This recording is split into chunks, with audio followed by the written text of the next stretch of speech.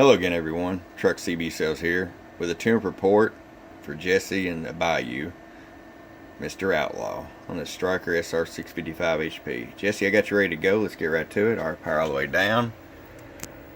5-watt slug. We turn down to half a watt. Now, you're not going to want to run it there barefooted. It's going to be real choppy, but you have full adjustability for your amplifier. 100-watt slug. Alright, power all the way up. 20 watts. Average power, hello, 44 bird average.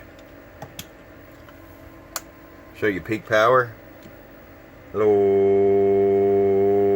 90 peak. Roll the carrier down, even from a half a watt, hello, still doing 82. Let's roll it up to 5 watts. 5-watt carrier, hello, there's 90 watts. And the 5-watt carrier, bird average, hello,